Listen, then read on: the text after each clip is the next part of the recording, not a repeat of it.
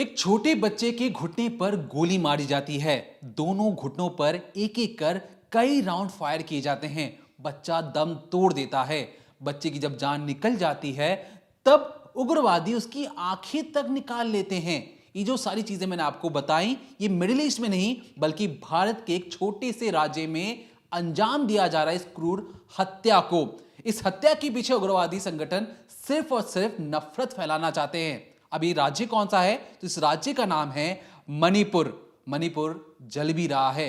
क्यों जल रहा है उसके बारे में बात करेंगे। लेकिन आपको लग सकता है कि हम दिल्ली में बैठे हैं, हम मुंबई में बैठे हैं, हम चेन्नई में बैठे हैं, मणिपुर की सड़कों में होने वाली वारदातों से हमें क्या फर्क पड़ सकता है। लेकिन आपको बता दें कि आपको फर्क पड़ेगा, क्योंकि ऐसी जानकारी हमारे पास जो आपको अंदर तक हिला देगी। कैसे मणिपुर के लोगों को लड़ाकर तीसरा जो शख्स है वो मजे ले रहा है और वो चाहता है कि भारत में उथल पुथल मची रहे। और नॉर्थ ईस्ट का ये जो इलाका है, जो मणिपुर वाला जो इलाका है, इसमें अगर लोग लड़ते रहेंगे तभी फायदा है।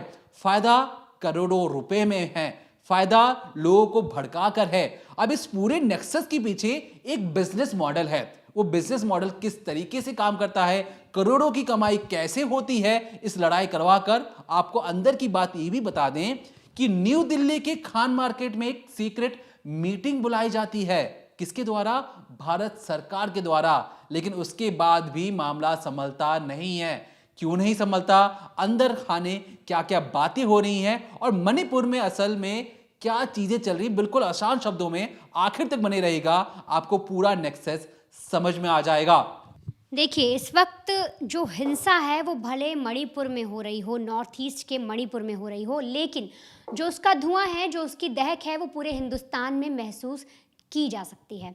दरअसल ये जो पूरी हिंसा हो रही है, जो हत्याएं हो रही हैं, जिस तरीके की वारदातों को वहाँ अंजाम दिया जा रहा है, उसको होते हुए 500 से ज़्यादा दिन बीत गया। हम आपको समझाएंगे डिकोडिंग क्राइम में किस तरीके से ये हिंसाएं हो रही हैं और उनके पीछे का मकसद क्या है। लेकिन उससे पहले कुछ डेट्स मैं आपको बताऊंगी जो आपको ध्यान से सुननी होंगी, क्योंकि जो चीज़ें शुरू हुई, ये जो पूरी कहानी, जो पूरी वारदात जिस तरीके से बदली और कैसे कैसे दो गुटों में इतनी बड़ी लड़ाई हो गई, उसको समझने से पहले बाद में क्या हुआ, क्या क्या भारत सरकार ने किया और क्या ऐसी चीज़ें हुई जिसकी वजह से ये जो पूरी चिंगारी है वो अब आग में तब्दील होती जा रही है। तो देखिए, आपको तारीखें याद रखनी होंगी। 3 मई 2023, यही वो दिन था जिस दिन जो दो गुट हैं मणिपुर के, मैतेई और कुकी, उनके बीच में हिंसा भड़की और लगातार जो जंग है, जो लड़ाई है, उसकी शुरुआत हो गई। दोनों ने एक दूसरे पर आगजनी करनी शुरू कर दी। किसी ने किसी का घर जला दिया, किसी को मार दिया और पूरे तरीके से जो मणिपुर है वो सुलग उठा था। और आज अगर आप आज तक देखेंगे तो 500 से ज़्यादा दिन बीत गए हैं।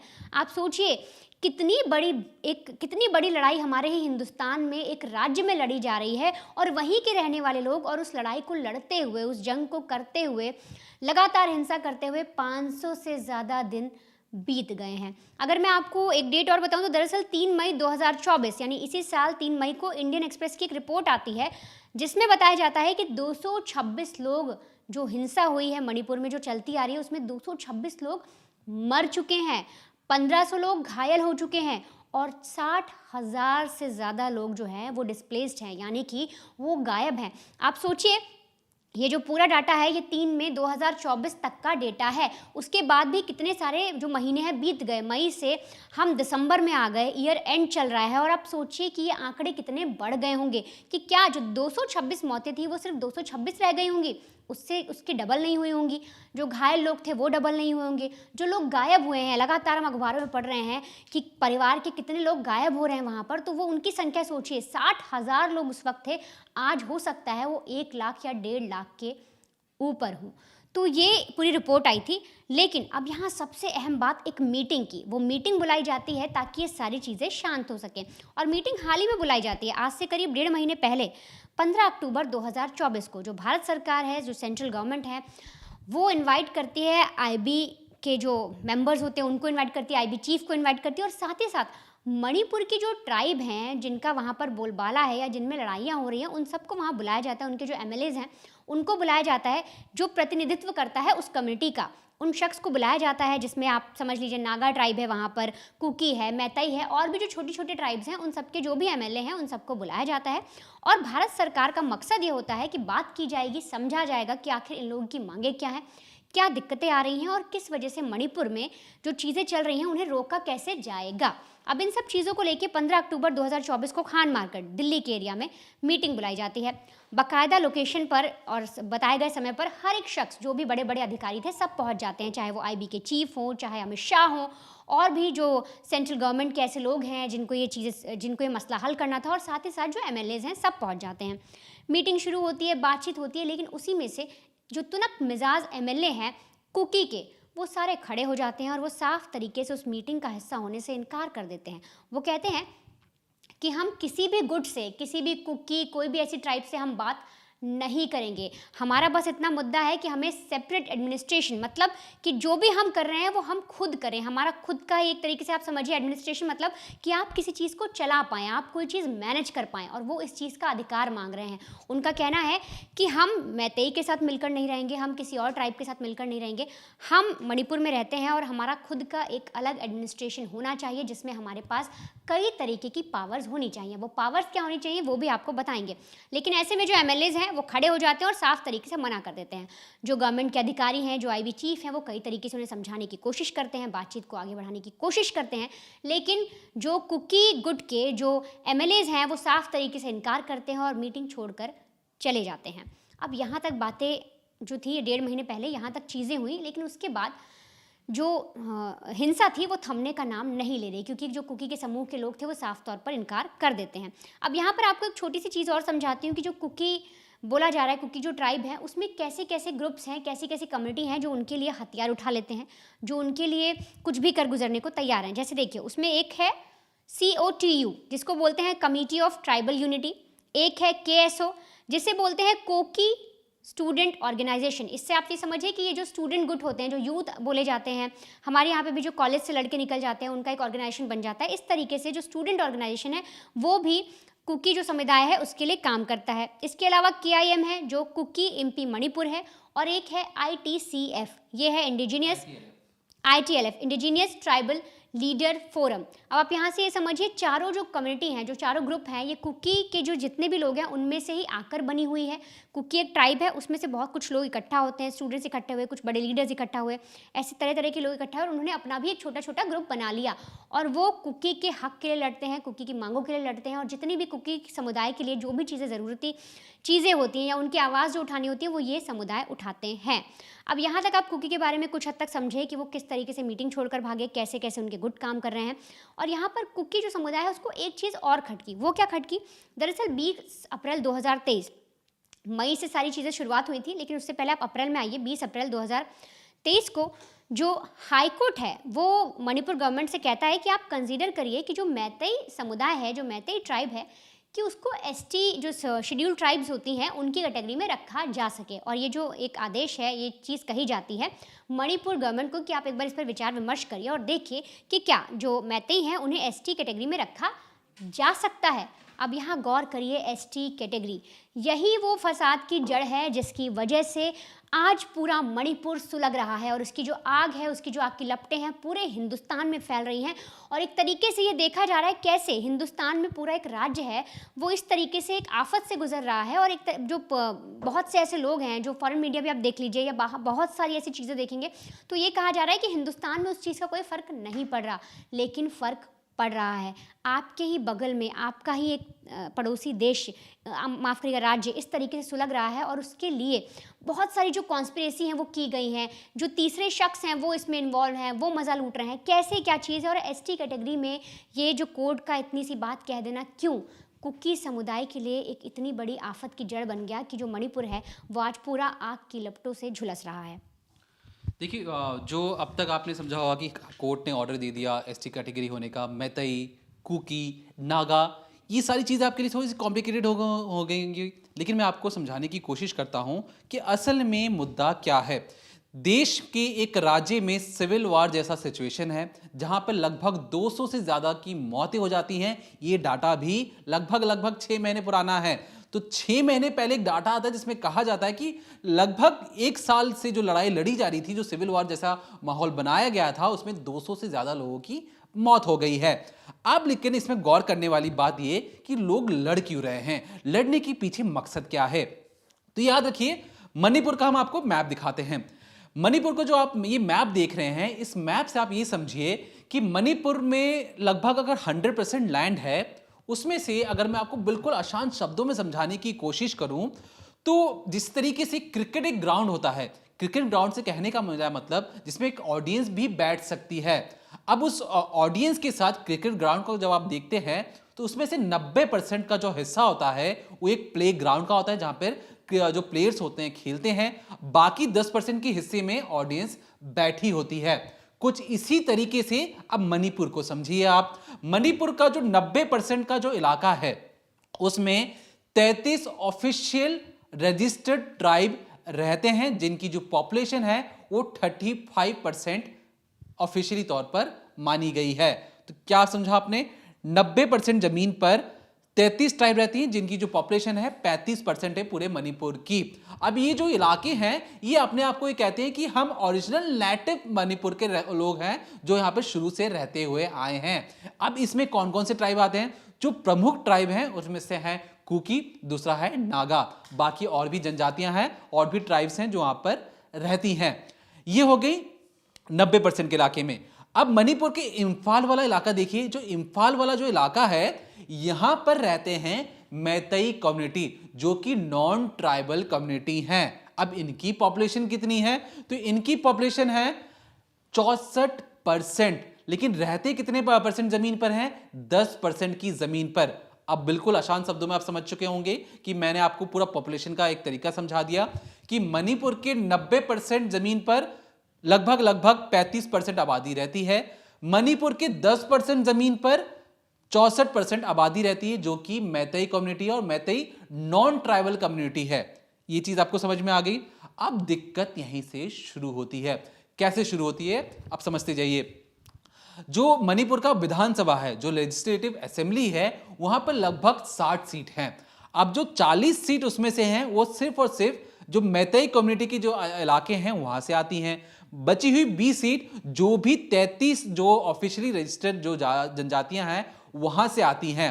अब उनका कहना है, खासतौर पे कुकी का कहना है कि देखिए हमारे पास तो 90% जमीन थी, हमें और ज्यादा रिप्रेजेंटेटिव मिलना चाहिए था अपने हक के लिए, बात आगे रखने के लिए। हमें अपना रिप्रेजेंटेशन कम मिल रहा है, इस चीज के लिए हम गुस्से में हैं। मैतेई कम्युनिटी जिसके पास जमीन कम है और उनकी पॉपुलेशन ज्यादा है, उनका रिप्रेजेंटेशन इतना ज्यादा कैसे हो सकता है विधानसभा के अंदर। ये थी पहली दिक्कत। अब आपको समझ में आ चुका है कि मैतेई एक नॉन ट्राइबल कम्युनिटी जो शहरों के आसपास ही रहती है और नॉन हिली एरियाज में रहती है, और जो मणिपुर का जो बाकी जो इलाका है वो हिली एरिया है, मतलब पहाड़ों से घिरा हुआ एक राज्य है और उस पहाड़ों में ही कई सारे ट्राइब्स रहते हैं। अब दूसरी दिक्कत जो जिस तरीके से वर्णिता ने बताया कि 20 अप्रैल 2023 को मणिपुर की हाई कोर्ट मणिपुर की सरकार को एक आदेश देती है और कहती है कि जो मैतेई कम्युनिटी हैं, जिसमें खास तौर पर जो ये नॉन ट्राइबल वाला जो कम्युनिटी है, इसमें हिंदुइज्म, सनामिज्म, इस्लाम और क्रिश्चियनिटी के लोग रहते हैं, और इनको एसटी कैटेगरी मतलब शेड्यूल्ड ट्राइब की कैटेगरी मुहैया करवाने के लिए सरकार दिशा और निर्देश दे। और यहां तक ये भी कहा कि यूनियन गवर्नमेंट को मतलब सेंट्रल गवर्नमेंट के मिनिस्ट्री से भी इस पर विचार विमर्श करना चाहिए कि जो मैतेई कम्युनिटी है उन्हें किस तरीके से शेड्यूल्ड ट्राइब वाली कैसे दे सकते हैं। अब जैसे ही बात हाई कोर्ट से निकलकर बाहर आई, लोगों ने चक्का जाम करना शुरू कर दिया, हंगामा शुरू हो चुका था, आगजनी शुरू हो चुकी थी। लोगों का यह कहना था कि जो मैतेई कम्युनिटी है वो राज्य में एक मेजॉरिटी कम्युनिटी है, जिसके पास पैसे भी हैं, जो सोशली इकोनॉमिकली भी बहुत ज़्यादा अपवर्ड है, वो शेड्यूल्ड ट्राइब की कैटेगरी में कैसे आ सकते हैं। अब कुकी कम्युनिटी का यह कहना था कि मणिपुर राज्य एक बहुत पिछड़ा राज्य है, वहां पर पहले से ही मारा मारी है रिसोर्सेज को लेकर, तो मैतेई कम्युनिटी जो संपन्न कम्युनिटी है उसे आप कैसे जो बाकी जनजातियों के साथ कंपेयर करके उनका हक उन्हें दे सकते हो। तो यहां से मैतेई और कुकी कम्युनिटी के बीच में झगड़ा होना शुरू हो जाता है।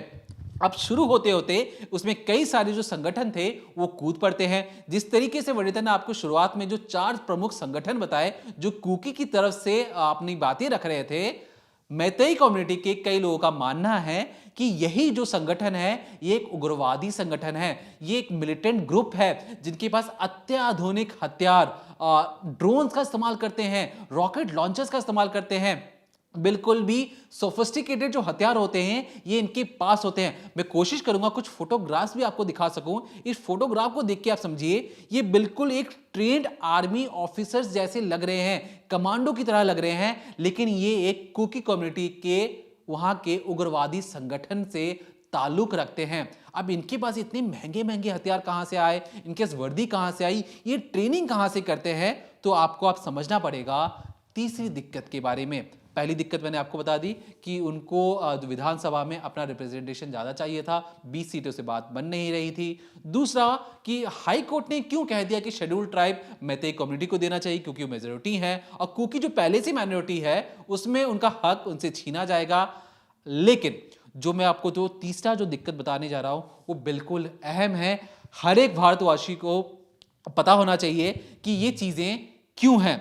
दरअसल जो तीसरी दिक्कत है वो इसलिए अहम हो जाती है क्योंकि मणिपुर में एक छोटा सा गांव है, मैं उस गांव का नाम बता दूं, मोराहे गांव है।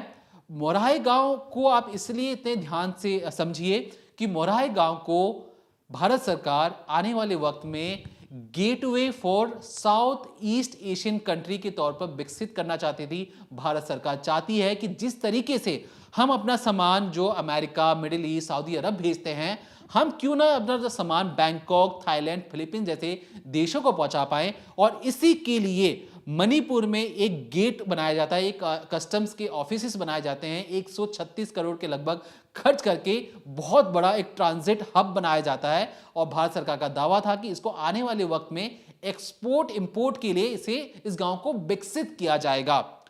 ये थी एक अच्छी बात, लेकिन उस गांव की एक बात और है, वो ये बात है कि ये गांव biggest drug transit of India है। मायने ये कि इस छोटे से गांव से कई बार बड़ी बड़ी खेप पकड़ी गई हैं ड्रग कार्टल्स की। मतलब लगभग एक छोटे से गांव से 50 करोड़ की अगर ड्रग्स पकड़ी जाए तो आप क्या कहेंगे। एक दूर सुदूर गांव जो पहाड़ों पर स्थित है, 50 करोड़, कभी 60 करोड़, कभी 70 करोड़ की ड्रग्स पकड़ी जा रही है। और ये ड्रग्स कच्चा माल है। कहने का मतलब ये, जब इसे रिफाइन करके ठीक करके इसी चीज को लगभग 500 करोड़ तक में बेचा जाता है। अब कहानी यहीं से शुरू होती है। अब क्योंकि जो मणिपुर से जो ड्रग्स था वो म्यांमार होते हुए फिलीपींस और बैंकॉक जैसे इलाकों में जाता है, तो यहां से जो बड़े बड़े जो ड्रग लॉर्ड हैं, जो ड्रग माफिया हैं, वो पैसे देते हैं किसे, जो कुकी जो मिलिटेंट ग्रुप है, कि उनकी सुरक्षा करने के लिए, और सुरक्षा के बदले उनके ड्रग्स का आदान प्रदान हुआ करता है इस छोटे से गांव के जरिए।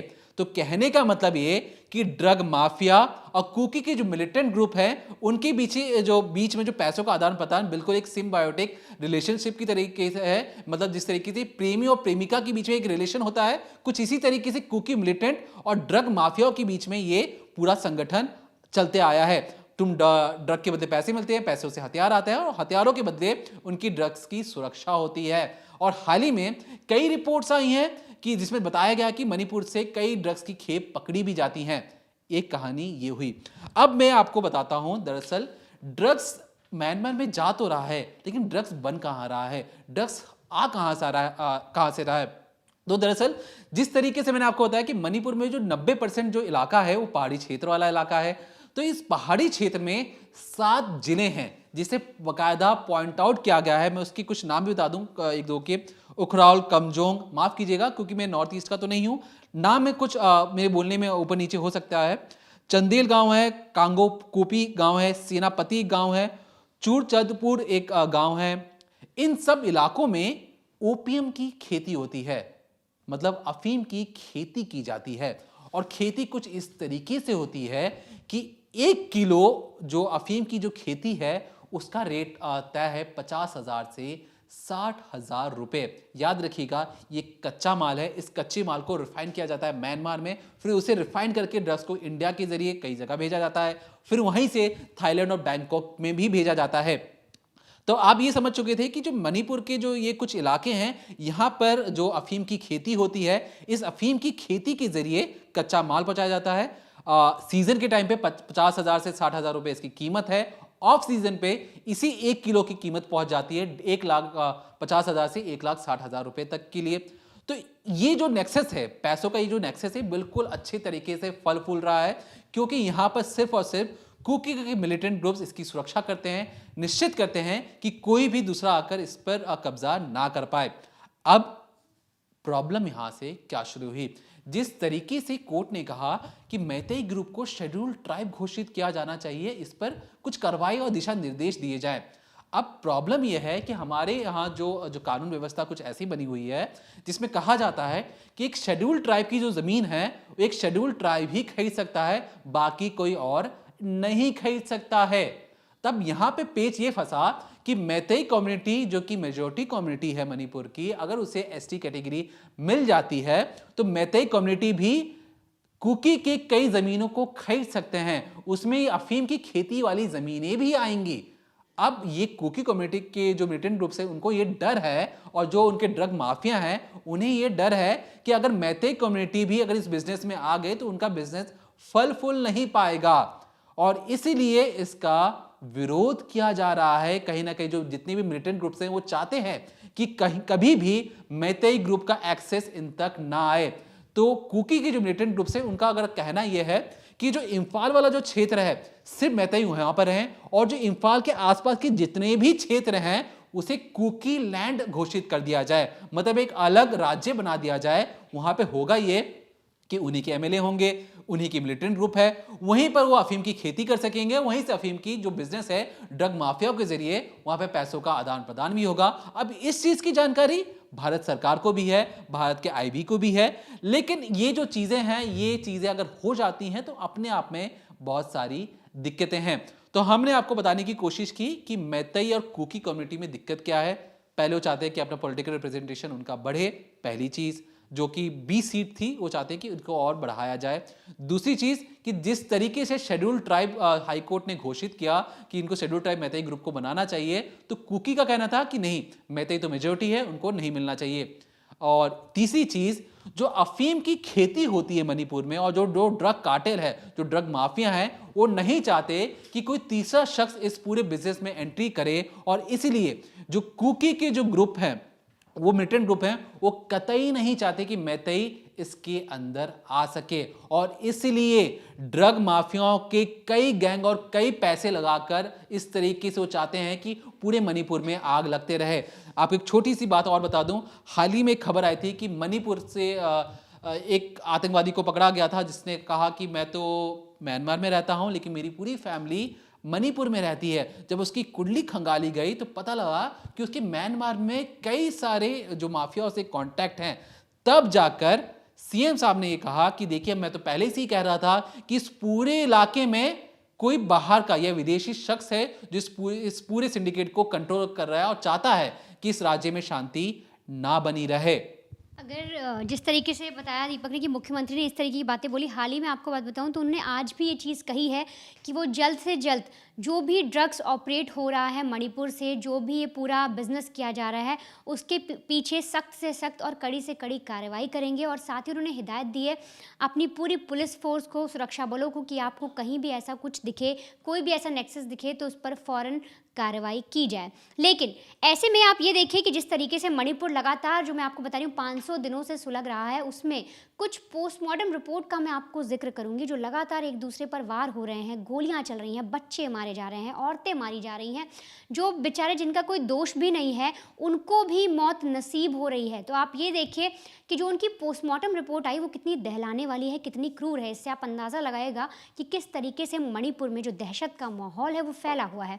दरअसल हाल ही में 10 कुकी उग्रवादी और जो बाकी मैतेई के लोग जितने भी मारे गए, उनमें से कुछ लोगों की पोस्टमार्टम रिपोर्ट आई। अब उसमें से मैं अगर आपको बताऊं तो ये चीज़ें सामने आई हैं, जो डॉक्टर्स हैं उन्होंने कहा है कि ज़्यादा से ज़्यादा लोगों को पीछे से गोलियां मारी गई हैं।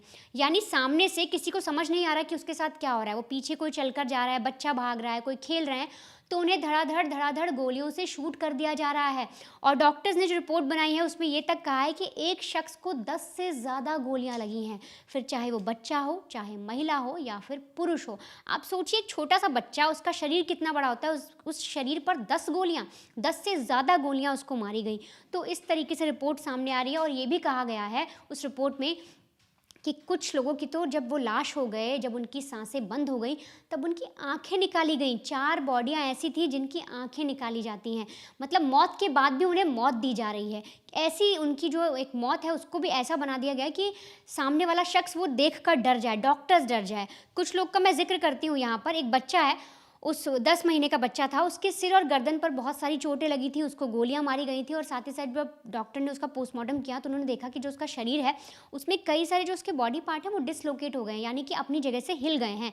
तो आप समझिए, वो बच्चा मर गया, लेकिन फिर उसके साथ उसकी जो शरीर है उसके साथ कैसा कैसा कृत्य किया गया। इसके अलावा 8 साल की बच्ची जो थी उसको 10 से ज़्यादा गोलियां मारी गई पीछे से, और वो पूरी तरीके से लहूलुहान थी। साथ ही एक महिला को मारा गया, फिर उसके सिर को, जो आप समझिए, सिर को क्रश किया गया, मतलब कुचला गया किसी चीज़ से। तो इस तरीके से मौत के बाद भी मौत दी जा रही है। ऐसे ही 71 साल का एक शख्स है, मैबम कोशो, उसकी जब ऑटोप्सी रिपोर्ट आई तो डॉक्टर्स ने बताया कि जो उसका दाहिना हाथ है उसको जलाया गया। पहले उसको मार दिया गया और फिर उसके दाहिने हाथ को लेकर उसमें आग लगा दी गई। तो आप सोचिए, मौत के बाद भी किस तरीके से, कितनी बर्बरता से जो लोग हैं वो ये नहीं देख रहे कि सामने वाला भी इंसान है। वो इस कदर नफरत में अंधे हो गए हैं और इस कदर उन लोगों को ये लग रहा है कि हम अपनी बात मनवा लें, चाहे वो मैतेई गुट हो, चाहे वो कुकी गुट हो, चाहे वहाँ पे सुरक्षा बल हो, सब इस तरीके से मणिपुर को जलाने के पीछे लगे हुए हैं। ये नहीं देख रहे कि वो एक राज्य है, वहाँ पर भी खुशहाली आ सकती है, सही चीज़ों से और सही तरीके से वो राज्य भी चल सकता है। और वहाँ की जो सरकार है, जो प्रशासन है, उन पर भी ये सवाल बनता है कि कोई भी कितनी भी बड़ी समस्या क्यों ना हो जाए, 500 दिन में आप सबको ये चीज़ें सुलझा लेनी चाहिए। 500 से ज़्यादा दिन हो गए और वो अभी तक वैसे ही चल रहा है, और ना सिर्फ वैसे चल रहा है बल्कि लगातार बढ़ता जा रहा है। लगातार आगजनी जो है, लगातार हमले जो हैं, लोगों को जो मारना है, वो लगातार बढ़ता जा रहा है। तो ये एक विफलता दिखा रही है हमारे सुरक्षा बलों की, वहाँ के मुख्यमंत्री की, प्रशासन की, और साथ ही साथ सेंट्रल गवर्नमेंट की भी, कि इतने दिन बाद भी लगातार जो चीज़ें हैं वो बढ़ रही हैं, बल्कि रुक नहीं रही। देखिए, जिस तरीके से वनिता ने बताया कि अब इसमें जो क्या करना चाहिए, करना तो ये चाहिए कि जितने भी रेडिकल ग्रुप्स हैं, जो मिलिटेंट ग्रुप्स हैं, जिस तरीके से ये जो हत्या को अंजाम दे रहे हैं, एक 10 महीने की बच्चे को मार देना, तो मैं यही कहना चाहूँगा, ये मेरी निजी राय है, कि जितने भी मिलिटेंट ग्रुप्स हैं जो आसपास हैं वो उन्हें दरकिनार कर दें। अगर ये डेमोक्रेसी है, लोकतंत्र है, यहाँ पे लोग अपनी बात खुद रख सकते हैं, हथियार उठाने की ज़रूरत नहीं है। क्योंकि आप देख चुके हैं, हथियार उठाने के बाद गोली मार देना, तब भी उनका गुस्सा शांत नहीं होता, वो हाथ तक जला देते हैं, छोटे बच्चों के हाथ पैर तोड़ देते हैं, मारने के बाद आंखें तक निकाल ली जाती हैं, घुटनों पर गोली मार दी जाती है। इससे आप क्या साबित करना चाहते हैं? जो छोटे बच्चे अगर जो ये चीज़ें देख रहे होंगे, उन्हें भी लग रहा होगा कि ये सारी चीज़ें एक हीरोइक चीज़ें हैं।